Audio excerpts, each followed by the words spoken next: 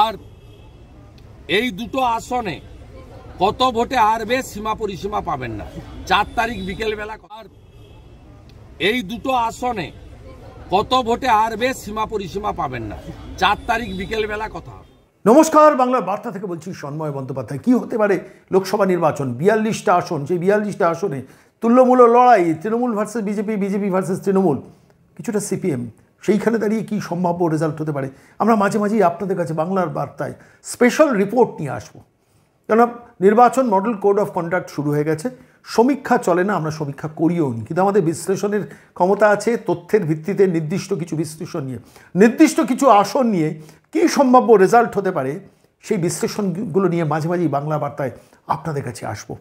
আজকে যেমন এই প্রতিবেদনে আমরা তমলুককে ফোকাস করছি। আপনারা জানেন তমলুকে প্রাক্তন বিচারপতি অভিজিৎ গাঙ্গুলি 17 নম্বর ঘর কলকাতা হাইকোর্টের ছেড়ে সরাসরি নির্বাচনী রাজনীতিতে নেমে পড়েছেন এবং তমলুকে বিজেপির প্রার্থী হয়েছেন। তারও অনেক আগে 10 তারিখ 10ই মার্চ তৃণমূল কংগ্রেস সেখানে প্রার্থী ঘোষণা করেছেন। তমলুকে কন্টেস্ট করবেন দেবাংশু ভট্টাচার্য। সিপিএম তার কিছুদিন বাদে বামফ্রন্টের তরফ থেকে প্রার্থী ঘোষিত হয়েছে আইনজীবী সায়ন বন্দ্যোপাধ্যায়। তারপর চলে গেছে প্রায় 2 সপ্তাহ। মানুষ অপেক্ষা করেছে যে তমলুকের শেষ পর্যন্ত বিজেপির কে প্রার্থী হন, এবং কথা মতো যা শোনা গিয়েছিল প্রাক্তন বিচারপতি অভিজিৎ গাঙ্গুলি তিনিই প্রার্থী হয়েছেন তমলুকে। এখন কে জিততে পারেন, কতটা কার সম্ভাবনা আছে, অনেকে অনেক কথা বলছেন, অনেকে অনেক তথ্য দিচ্ছেন। আমাদের নিজস্ব কিছু ধারণা আছে তথ্যের ভিত্তিতে, সেই তথ্যগুলো নিয়ে আপনাদের কাছে আসবো। আজকে তমলুক আসনে কে কতটা লিড পেতে পারে স্পেসিফিক কিছু নির্দিষ্ট তথ্য দিয়ে আপনাদের কাছে আমরা পেশ করব। কিন্তু তার আগে গতকাল প্রাক্তন বিচারপতি অভিজিৎ গাঙ্গুলি পৌঁছে গিয়েছিলেন তমলুকে, এবং তারপর মানুষের সঙ্গে মিশে মন্দিরে গেছেন, পুজো করেছেন, দরগাতে গেছেন, সেখানে তার শ্রদ্ধা জানিয়েছেন, এবং তারপর সেখান থেকে বেরিয়ে এসছেন। বেরিয়ে সেই সংবাদ মাধ্যমের মুখোমুখি হয়েছেন এবং মানুষ কি মনে করছে একটু ঝলক দিয়ে আজকের এই প্রতিবেদন শুরু করি।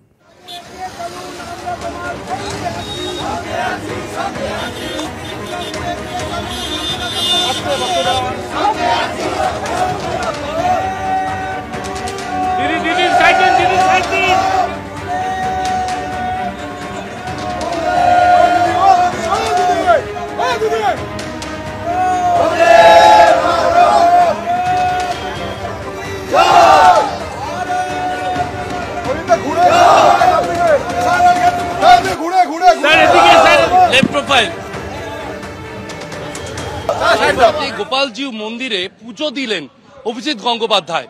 তমলুকের বিজেপি প্রার্থী গোপালজিউ মন্দির থেকে বেরিয়ে তিনি সরাসরি চলে এলেন এই দরগাতে, এবং সেখানে এসে তিনি চাদর চড়ালেন, আশীর্বাদ নিলেন, এবং সংখ্যালঘু সম্প্রদায়ের যারা এখানে উপস্থিত ছিলেন, যারা মহরমের সময় এখানে যে উৎসব আয়োজন করা হয় তার কথা তিনি তুলে ধরলেন, এবং দরগার পক্ষ থেকে অভিজিৎ গঙ্গোপাধ্যায়ের কাছে বেশ কিছু দাবি তুলে ধরা হয়েছে। তারা কিছু উন্নয়ন আশা করতাম। বললাম যে প্রথম রমজানের রোজা রেখে এত দূর পর্যন্ত এসছি। অভিজিৎ গাঙ্গুলি হচ্ছে আমার আবেগ। আপনি যদি আমাকে বলেন যে অভিজিৎ গাঙ্গুলিকে ভোট দেবেন, আমার দুঃখ রাখার জায়গা নেই। এবং যশস্বী প্রধানমন্ত্রীকে ধন্যবাদ জানাই, তিনি জাস্টিস অভিজিৎ গাঙ্গুলিকে যে তমলুক লোকসভা কেন্দ্রে দাঁড় করেছে, আমি তাদেরকে বিনম্র চিত্তে প্রণাম আর ধন্যবাদ জানাই। মমতা বন্দ্যোপাধ্যায়ের হাতে আর তৃণমূল কংগ্রেস নেই, দুর্বৃত্তদের হাতে চলে গেছে শাহজাহানের মতন। এখন মমতা বন্দ্যোপাধ্যায় একটা কৌশল নিয়েছে, যদি সংখ্যালঘুর মধ্যে আমি ভয় ঢুকে দিতে পারি, ভয় যতটা কাজ করতে পারে। তমলুকের ময়দানে 3 মূল প্রার্থী বিজেপি, তৃণমূল, সিপিএম আসরে নেমে গেছেন। সেইখানে দাঁড়িয়ে আমি যার কথা দিয়ে শেষ করলাম, অর্থাৎ মাইনরিটি ভোট কোন দিকে যেতে পারে, সম্ভাবনা কোন দিকে আছে, তার একটু ঝলক আপনাদের দেখালাম। যেখানে মাইনরিটি ভোটেও ছোট করে হলো একটা সুইং কিন্তু তমলুক দেখবে। কত মাইনরিটি ভোট আছে তমলুকের মাটিতে একটা আইডিয়া দিই। 16.9%, 16.9%, অর্থাৎ প্রতি 100 জনের মধ্যে 16.9% ভোটার হচ্ছেন সংখ্যালঘু মানুষ, মুসলিম জনসংখ্যা। টোটাল জনসংখ্যা হচ্ছেন 2,85,162। 2,85,162 জন মুসলিম ভোটার আছেন এই তমলুক কেন্দ্রে। টোটাল ভোটার কত আছেন নির্দিষ্ট তথ্যটা আমি একটু 2019-এ চলে যাব। 2019-এ কত ভোটার ভোট দিয়েছেন সংখ্যাটা হচ্ছে 14,35,966। 14,35,966। তার মধ্যে এই মুহূর্তে বর্তমান 2,85,162 জন মুসলিম জনসংখ্যা আছে ওই তমলুকের মাটিতে। এটা ছাড়াও আরও একটা তথ্য দিয়ে আমি মূল বিষয়ে আসবো, যে তথ্যটা জানা দরকার, যে 2016, 2019, 2021, 2016-তে বিধানসভা নির্বাচন হচ্ছে, 2019-এ লোকসভা নির্বাচন হচ্ছে, 2021-এ আবার বিধানসভা নির্বাচন হয়েছে, সেই নির্বাচনের পরে বা 2024-এ লোকসভা নির্বাচন আসছে। 2016 সেই সময় বিজেপি তেমন কোনো শক্তিশালী কেন্দ্র শক্তি ছিল না। 2016-তে বিজেপির ভোট পার্সেন্টেজ কত ছিল তমলুকের মাটিতে? বিজেপি 2016 সালে ভোট পেয়েছেন 5.7%, 5.7%। আবার বলছি 5.7% ভোট ছিল বিজেপির 2016 বিধানসভা নির্বাচনে। তৃণমূলের ভোট পার্সেন্টেজ কত ছিল? 48.8%। অর্থাৎ 2016 বিধানসভা নির্বাচনে 48.8% ভোট ছিল তৃণমূলের, আর বিজেপি ছিল 5.7%। এরপরে এলো 2019। এই 2019-এও এই বিজেপির ভোট পার্সেন্টেজটা বেড়ে হলো 5.7% থেকে 37.2%, অর্থাৎ 5.7% থেকে 37.2%, অর্থাৎ এক ধাপে প্র্যাকটিক্যালি 32% ভোট বাড়লো, ভোট পার্সেন্টেজ বাড়লো তমলুকে বিজেপির। আর ঠিক একই সঙ্গে 2016-এ যে 48.8% ভোটার ছিল তৃণমূলে, সেই ভোটটা তৃণমূলের 2019-এর লোকসভা নির্বাচনে ভোট পার্সেন্টেজ সামান্য বেড়ে হলো 50.5%, অর্থাৎ প্রায় 1.5% ভোট তৃণমূলে বাড়লো 2019-এর লোকসভায়, আর বিজেপি লোকসভায় ভোট বাড়লো 5.7% থেকে 37.2%, অর্থাৎ 32%। বামপন্থীদের ইরোশনটা মারাত্মকভাবে হলো, তার ফসলটা কিন্তু বিজেপি ঘরে তুলে দিল। এই যখন পরিস্থিতি 2019-এর পর, আমি বাংলা বার্তার দর্শকদের একটু স্মরণ করিয়ে দেবো, 2020-র ডিসেম্বর মাসে, সম্ভবত 20শে ডিসেম্বর, শুভেন্দু অধিকারী সরাসরি তৃণমূল থেকে বিজেপিতে যোগ দিলেন। ভালো করে খেয়াল করুন, 2019-এর লোকসভা নির্বাচন, সেই লোকসভা নির্বাচনে 37.2% পেয়েছিল বিজেপি। তখনও কিন্তু শুভেন্দু অধিকারী তৃণমূলে ছিলেন। তারপর শুভেন্দুবাবু বিজেপিতে জয়েন করলেন 2020 সালের ডিসেম্বর মাস, সম্ভবত 20 তারিখ, পশ্চিম মেদিনীপুরে একটি সভা থেকে, যেখানে অমিত শাহজির হাত থেকে তিনি পতাকা নিয়ে বিজেপিতে জয়েন করলেন। এবার 2021-এর বিধানসভা নির্বাচন, যে নির্বাচনে শুভেন্দু অধিকারী কিন্তু সরাসরি তৃণমূল থেকে বিজেপিতে এবং বিজেপির হয়ে নন্দীগ্রাম থেকে লড়লেন। এই সময় ভোট পার্সেন্টেজ কত দাঁড়ালো? 2019-এর পার্লামেন্ট ইলেকশনে, লোকসভা ইলেকশনে যেটা 37.2% ভোট ছিল, ভালো করে খেয়াল করুন, 2019-এর সংসদীয় নির্বাচনে 37.2% ভোট ছিল, সেইটা বেড়ে 2021-এর বিধানসভা নির্বাচনে 45.9%, অর্থাৎ প্রায় 8% ভোট বাড়িয়ে নিল বিজেপি শুভেন্দু অধিকারী বিজেপিতে যাওয়ার পর। এটা আমি বলছি শুধু তমলুক লোকসভা আসনের ক্ষেত্রে। এবার তৃণমূল কত পেল? তৃণমূলের 50.5% ভোট ছিল 2019-এর পার্লামেন্ট ইলেকশনে, সেটা কমে দাঁড়ালো 46%, অর্থাৎ প্রায় 4% তৃণমূলের ভোট কমলো, আর বিজেপির ভোট বাড়লো প্র্যাকটিক্যালি 8%। 4% তৃণমূলের ভোট কমলো 2019-এর লোকসভা নির্বাচন থেকে, 8% বিজেপির ভোট এক ধাপে বেড়ে গেল 2021-এর বিধানসভা নির্বাচন। ঠিক এই প্রেক্ষিতে দাঁড়িয়ে সমস্ত বিষয়টা আজকে আপনাদের কাছে এই প্রতিবেদনটা পেশ করছি। কে জিততে পারেন তমলুক, কত ভোটে জিততে পারেন আমি বলবো, সেটাও আপনাদের শেষকালে বলবো, আমাদের নিজস্ব অ্যাসেসমেন্ট সেটা আপনাদের কাছে বলবো। কিন্তু তার আগে একটু চোখ বুলিয়ে নিই যে এই তমলুক লোকসভা কেন্দ্রের মধ্যে কটা বিধানসভা আছে। বিধানসভা আছে 7টা বিধানসভা। কি কি আছে? তমলুক, পাঁশকুড়া পূর্ব, ময়না, নন্দকুমার, মহিষাদল, হলদিয়া, নন্দীগ্রাম। আমি আরেকবার বলছি, 7টি বিধানসভা কেন্দ্র, তমলুক, পাঁশকুড়া পূর্ব, ময়না, নন্দকুমার, মহিষাদল, হলদিয়া, নন্দীগ্রাম। এই 7টি বিধানসভা নিয়ে তমলুক লোকসভা কেন্দ্র। এই তমলুকে 2019-এর লোকসভা নির্বাচনে তখনও শুভেন্দু অধিকারী তৃণমূল কংগ্রেসে ছিলেন। তখন তৃণমূল কংগ্রেস এই তমলুক লোকসভা কেন্দ্রে দিব্যেন্দু অধিকারী, তিনি কত ভোটে জিতেছেন? তিনি জিতেছেন 1,90,165 ভোটে। খুব ইন্টারেস্টিং এই তথ্যটা খেয়াল করে রাখুন। 2019-এ তখনও শুভেন্দু অধিকারী তৃণমূল কংগ্রেসে, দিব্যেন্দু অধিকারী তমলুকের প্রার্থী, তিনি জিতলেন 1,90,165 ভোটে 2019-এর লোকসভা নির্বাচন। এবার আসছে 2024-এর লোকসভা নির্বাচন, 1,90,000 ভোটে তৃণমূল কংগ্রেস প্রার্থী সেদিন জিতেছিল। এখানে খুব নির্দিষ্ট দুটো তথ্য আপনাদের কাছে আমি পেশ করব, যে তথ্যে দেখা যাচ্ছে যে এই 7টি বিধানসভার মধ্যে 7টি বিধানসভাতেই তৃণমূল কংগ্রেস অ্যাবসলিউট লিড নিয়েছিল। তার মধ্যে মূলত 2টি বিধানসভা কেন্দ্র, 7টি বিধানসভা কেন্দ্রের মধ্যে 2টি বিধানসভা কেন্দ্রে তৃণমূল কংগ্রেস প্রচুর ভোটে জিতেছিল। যেমন হলদিয়াতে তৃণমূল কংগ্রেস জিতেছিল 63,821 ভোটের মার্জিনে। হলদিয়াতে জিতেছিল তৃণমূল কংগ্রেস 63,821 ভোটের মার্জিনে। নন্দীগ্রামে জিতেছিল 68,391 ভোটে, 68,391 ভোটে। অর্থাৎ হলদিয়া বিধানসভা কেন্দ্রে লোকসভা 2019-এর নির্বাচনের রেজাল্টে তৃণমূল এগিয়েছিল 63,821, নন্দীগ্রামে লোকসভা নির্বাচনের রেজাল্টে তৃণমূল এগিয়েছিল 68,391 ভোটের ব্যবধানে। সব মিলিয়ে শুধু হলদিয়া এবং নন্দীগ্রাম তমলুক লোকসভা কেন্দ্রে দীপেন্দু অধিকারীকে লিড দিয়েছিল 1,32,212। 1,32,212 মার্জিন করেছিল। ভাবুন, 1 লক্ষ, আমি আপনাকে একটু আগে বললাম না যে লোকসভাতে দীপেন্দু অধিকারী জিতেছিলেন 1,90,165 ভোট, তার মধ্যে শুধু হলদিয়া এবং নন্দীগ্রাম লিড দিয়েছিল 1,32,212। এখানে খুব একটা ইন্টারেস্টিং তথ্য আপনাদের কাছে পেশ করা উচিত, যে তথ্যগুলো আপনারা একটু মাইনুটলি শুনবেন, তাহলে বুঝতে পারবেন। এই দুটি বিধানসভা কেন্দ্রে, এই দুটি হলদিয়া এবং নন্দীগ্রাম, যখন শুভেন্দু অধিকারী তৃণমূল থেকে বিজেপিতে চলে এলেন এবং তারপর যখন 2021-এ বিধানসভা নির্বাচন গেল, যেখানে 1,32,212 ভোটের লিড ছিল তৃণমূল কংগ্রেসের, শুভেন্দু অধিকারী তৃণমূল থেকে বিজেপিতে আসা পরে বিজেপি এই দুটো আসনে নন্দীগ্রাম এবং তমলুক মিলিয়ে লিড পেল 16,964, অর্থাৎ 1,32,212 মার্জিন মেকআপ করে বিজেপি এগিয়ে গেল এই দুটো বিধানসভা কেন্দ্রে 16,964, অর্থাৎ তৃণমূল ডেফিসিটে চলে গেল। যে তৃণমূল 2019-এর লোকসভা নির্বাচনে তমলুকে 1,32,212 এই দুটো বিধানসভা থেকে লিড নিয়েছিল হলদিয়া এবং নন্দীগ্রাম, সেইখানে তৃণমূল কংগ্রেস ডেফিসিটে চলে গেল 16,964 ভোটে। খুব ইন্টারেস্টিং না টোটাল ফিগারটা? আমি এইটুকু তথ্য দিয়ে, আমি একটু মাইনুটলি তথ্যগুলো আপনারা মনে রাখবেন। আমি বলবো যে এই লোকসভা নির্বাচনে তমলুকে কে জিততে চলেছেন, আমাদের যা যা আমরা অ্যানালিসিস করেছি তার ভিত্তিতে, এবং আমরা যেটুকু বলবো কোনো অ্যাজামশনের ভিত্তিতে নয়, যেটুকু বলবো তথ্য দিয়ে বলবো, ফিগার দিয়ে বলবো। আমাদের রিসার্চ টিম 2 দিন ধরে এই ফিগার অ্যানালিসিস করে আপনাদের কাছে এই রিপোর্ট পেশ করছে, আমি সেই প্রতিবেদন আপনাদের কাছে পেশ করছি। আচ্ছা, এবার একটু 2019-এ লোকসভা নির্বাচনে বিজেপির হয়ে কে প্রতিদ্বন্দ্বিতা করেছেন? বিজেপির হয়ে প্রতিদ্বন্দ্বিতা করেছেন সিদ্ধার্থ শঙ্কর নস্কর।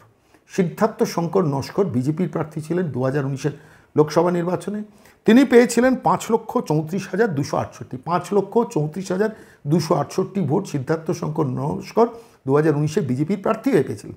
দিব্যেন্দু অধিকারী তৃণমূল কংগ্রেসের প্রার্থী হয়ে পেয়েছিলেন 7,24,433 ভোট, অর্থাৎ 1,90,165 যে মার্জিনটা বললাম না, সিদ্ধার্থ শঙ্কর নস্করের থেকে 1,90,165 ভোটে দিব্যেন্দু অধিকারী এগিয়েছেন এই 7টা বিধানসভার সর্বমোট প্রাপ্ত ভোটের নিরিখে। এখানে সিপিএমের প্রার্থী ছিলেন শেখ ইব্রাহিম আলী, সম্ভবত সিপিআইয়ের প্রার্থী ছিলেন, তিনি ভোট পেয়েছেন 1,36,129, 1,36,129, অত্যন্ত নেগলিজিবল ভোট পেয়েছেন। এবারে সায়ন বন্দ্যোপাধ্যায় নির্বাচনী লড়াইয়ে নেমেছেন, তিনি প্রত্যাশী যে এবার আমি তমলুক জিততে পারবো, কিন্তু সম্ভাবনা প্রায় 0%। তার কারণ তার আগে 2019-এ বাম ভোট ইরোশন হতে হতে 1,36,129 নেমেছিল। এবার যদি সামান্যও বাড়েন, 2%ও বাড়ে, কত বাড়তে পারে? 1,50,000 হবে। জিততে গেলে তো 7 লাখের ওপর ভোট পেতে হবে। যে সংসদীয় কেন্দ্রে 1,43,000 14,35,966 জন ভোটার ভোট দিয়েছিলেন 2019-এ, এবারে 15 লক্ষ ভোট দেবেন। সেই 15 লক্ষ ভোটে সায়ন বন্দ্যোপাধ্যায়কে 7 লক্ষের ওপর পাচ্ছেন, কিছুতেই সম্ভব না, পাওয়াই সম্ভব না, কারণ তারা তো পেয়েছিলেন 1,36,129। ফলত আলটিমেটলি সায়ন বন্দ্যোপাধ্যায়ের কোনো আশা নেই। কিন্তু দেবাংশু ভট্টাচার্যের কি কোনো আশা আছে? আমি আসছি সেই জায়গাটা, খুব ইন্টারেস্টিং কিছু অবজারভেশন আছে আজকে আপনাদের কাছে, আমি সেটা পেশ করব, যে তথ্যটা আপনারা শুনলে চমকে যাবেন। 7টি বিধানসভা ওয়াইজ একটু টুকরো টুকরো অ্যানালিসিস করব, ভালো করে মনোযোগ দিয়ে শুনবেন, খুব ইন্টারেস্টিং। আমি শেষকালে বলবো যে কে এই তমলুক লোকসভা নির্বাচনে এবারে জিততে চলেছেন on the basis of the facts and figures. আমি যা বলছি প্রত্যেকটা তথ্যের ভিত্তিতে বলছি, আমরা কোনো অ্যাজামশনে বিশ্বাস করি না। আপনারা দেখেছেন কোনো ডিজিটাল পোর্টাল মাধ্যম এই লোক প্রার্থী হবেন, মাঝে মাঝেই বলতেন না, গত 1 মাস ধরে শুনেছেন না, অমুক জায়গায় নির্বাচনের প্রার্থী হবেন, উনি এখানে নির্বাচনের প্রার্থী হবেন। আমরা কিন্তু বলতামই না। কেন বলতাম না? বা বিজেপির প্রার্থী তালিকার ফাইনাল ডিসিশনটা নিতেন নরেন্দ্র মোদী, রাজনাথ সিং, জেপি নাড্ডা এবং অমিত শাহ। সেটা একজন ডিজিটাল পোর্টাল মাধ্যমের কোনো সঞ্চালক কী করে জানবেন? আন্দাজে ঢিল ছুঁড়ে মানুষকে বিভ্রান্ত করার তো কোনো মানে হয় না। আমাদের কাছে অনেক খবর আসতো, কিন্তু আমরা সেগুলো টেলিকাস্ট করতাম না। ঠিক একইভাবে আপনি একটু ভালো করে খেয়াল করুন, তৃণমূল কংগ্রেস অমুক প্রার্থী হবেন, ডিজিটাল পোর্টাল মাধ্যমে মাঝে মাঝেই ভেসে আসতো। আমরা প্রলুব্ধ হতাম, আমরা দেখতাম, আমিও দেখতাম, কিন্তু দেখেছি অধিকাংশই মেলেনি। মমতা বন্দ্যোপাধ্যায়, অভিষেক বন্দ্যোপাধ্যায় ছাড়া কেউ জানতেন যে ইউসুফ পাঠান বহরমপুরে প্রার্থী হবেন? তাহলে কেন বলতেন? যারা বলেন মানুষকে বিভ্রান্ত করাটা উচিত নয়। আমি আবারও বলছি, এই রেজাল্টে আমরা যেটুকু আমাদের রিসার্চ টিম যেটুকু কাজ করেছি, সবটাই তথ্যের ভিত্তিতে, ভুল হতে পারে, কিন্তু তথ্যের অ্যানালিসিসটা আপনাদের কাছে পেশ করছি, ঠিক কি ভুল আপনারা মেলাবেন। 7টি বিধানসভা নির্বাচনে 7টি বিধানসভা যেখানে যেখানে আছে সেগুলো তমলুক, আমি একটা করে বিধানসভার টুকরো টুকরো করে খুব দ্রুত আপনাদের কাছে বলবো। তমলুকের মধ্যে পড়ছে, তমলুক লোকসভা কেন্দ্রের মধ্যে তমলুক বিধানসভা রয়েছে। সেখানে কে জিতেছেন গত বিধানসভা নির্বাচনে? দেখুন 7টার মধ্যে 4 জন কিন্তু তৃণমূলের প্রার্থী জিতেছেন, 3টে বিজেপি জিতেছে। 4 জনের মধ্যে কে জিতেছেন? সৌমেন মহাপাত্র তমলুক, তিনি 2021 সালে নির্বাচনে সেখান থেকে জিতেছেন, বিধায়ক হয়েছেন। আচ্ছা, এবার একটু ভালো করে খেয়াল করে দেখুন 2019 সালে, আমি এবার 2019 সালে যে লোকসভা নির্বাচন ছিল, সেই লোকসভা নির্বাচনে তমলুক বিধানসভা ক্ষেত্র থেকে তৃণমূল কংগ্রেসের লিড ছিল 6548 ভোটে 2019-এ, ভালো করে 2019-এ তৃণমূল কংগ্রেস বিজেপিকে হারিয়েছিল 6548 ভোটে শুধু তমলুক বিধানসভা কেন্দ্রে। সেইটা যখন সৌমেন মহাপাত্র নির্বাচনে দাঁড়ালেন, নেমে এসে দাঁড়ালো 793, অর্থাৎ এক চান্সে প্রায় 6000-এর কাছাকাছি ভোট লোকসভা থেকে বিধানসভায় 2021-এ নেমে দাঁড়ালো। খেয়াল করে দেখুন 2020-তে শুভেন্দু অধিকারী বিজেপিতে জয়েন করলেন, তমলুক লোকসভা নির্বাচন তার আগে হয়েছিল 6548 ভোটে জিতেছিলেন, মানে তৃণমূল প্রার্থী দিব্যেন্দু অধিকারী শুধু তমলুক বিধানসভা কেন্দ্র থেকে, সেইটা নেমে দাঁড়ালো 793 ভোটে। হরেকৃষ্ণ বেরাকে হারিয়েছিলেন সৌমেন মহাপাত্র মাত্র 793 ভোটে। এবার আসুন পাঁশকুড়া পূর্ব, পরের বিধানসভা, সেই পরে তিনি ওখানে এখন তৃণমূল কংগ্রেসের বিধায়ককে বিপ্লব রায়চৌধুরী 2021-এ দাঁড়িয়ে 2021-এ নাম আমি বলবো 2019-এ পাঁশকুড়া থেকে দিব্যেন্দু অধিকারী জিতেছিলেন 7380 ভোটে, 7380। সেইটা 2021-এ বিপ্লব রায়চৌধুরী তৃণমূল কংগ্রেসের বিধায়ক জিতলেন 9660 ভোটে, সামান্য ভোট হারালেন বিজেপির দেবব্রত পটনায়ককে 9660, অর্থাৎ 7380 থেকে এইটা 2021-এর বিধানসভায় 1500 ভোট বেড়েছিল। আমি আসছি, খুব সুন্দর কতগুলো ইন্টারেস্টিং ফিগার্স আপনাদের কাছে দেব। এবার আসুন ময়না, সেখানে অশোক দিন্দা বিজেপি জিতেছিলেন।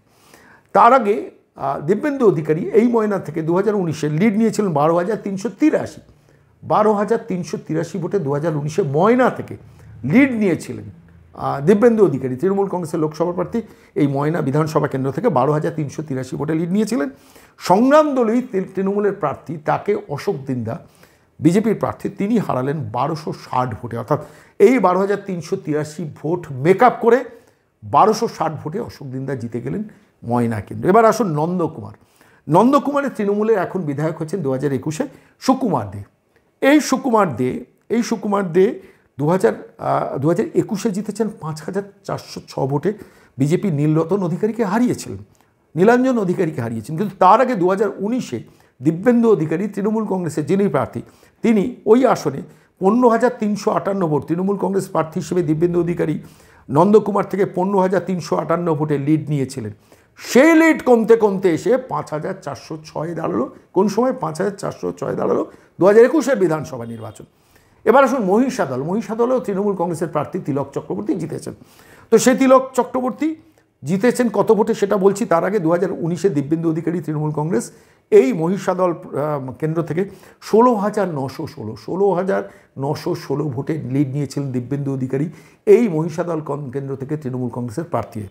সেইটা কমে দাঁড়ালো 2386, অর্থাৎ প্রায় 14000 ভোট 2019 থেকে তৃণমূলের কমলো বিধানসভা নির্বাচনে।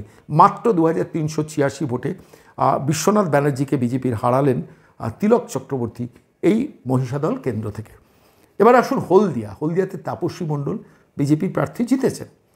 2019-এ এই কেন্দ্র থেকে, যেটা এর আগেও বলেছি যে লোকসভায় দিব্যেন্দু অধিকারী লিড নিয়েছিলেন 63821, সেই 63821 তো তৃণমূল কংগ্রেসের হলদিয়ার সমুদ্রে ডুবে গেল, গিয়ে সেইখানে তাপসী মণ্ডল লিড এস্টাবলিশ করলেন 15008 ভোট, অর্থাৎ 63000 নিমেষে শেষ হয়ে গেল, সেখানে 15008 ভোটে তাপসী মণ্ডল জিতলেন। হলদিয়া পুরো রিভার্স সুইং হয়ে গেল। আর বাকি রইল নন্দীগ্রাম, শুভেন্দু অধিকারী যেখানে মমতা বন্দ্যোপাধ্যায়কে হারিয়েছেন, সেই সংখ্যা তো আপনারা সবাই জানেন, 1956 ভোটে হারিয়েছেন। যেখানে থেকে তৃণমূল কংগ্রেস 2019-এ জিতেছিল 68391 ভোটে, 68391 ভোটে দিব্যেন্দু অধিকারী শুধু নন্দীগ্রাম থেকে জিতেছিলেন 2019-এ। সেই 68391কে মেকআপ করে 1956 ভোটে শুভেন্দু অধিকারী মমতা বন্দ্যোপাধ্যায়কে হারালেন। এবার আসুন আমাদের এটার উপর আমাদের সিনপসিস রিপোর্ট আপনাদের কাছে পেশ করবো। দেখুন, যে কোনো নির্বাচনে একটা ধারণা তৈরি হয়, পারসেপশন হয়, প্রিপোল সার্ভে হয়, পোস্টপোল সার্ভে হয়। আপনারা প্রিপোল সার্ভে দেখেছেন যেখানে বিজেপিকে সি ভোটার এবিপি আনন্দ দিয়েছে 19টা আসন, 23টা আসন দিয়েছে তৃণমূল কংগ্রেসকে। আপনারা দেখেছেন যেখানে নিউজ 18 পিসিমণির চ্যানেল, সেই চ্যানেল পর্যন্ত তার সমীক্ষা দিয়েছে 25টা বিজেপি এবং তৃণমূল কংগ্রেস পাবে 17টা আসন। TV9 বাংলা, তারা TV9 অল ইন্ডিয়া সার্ভে যেটা করেছে সেটা পশ্চিমবঙ্গের চ্যাপ্টারে 26টা বিজেপিকে দিয়েছে এবং 16টা দিয়েছে তৃণমূল কংগ্রেসকে। এগুলো তো প্রিপোল সার্ভে।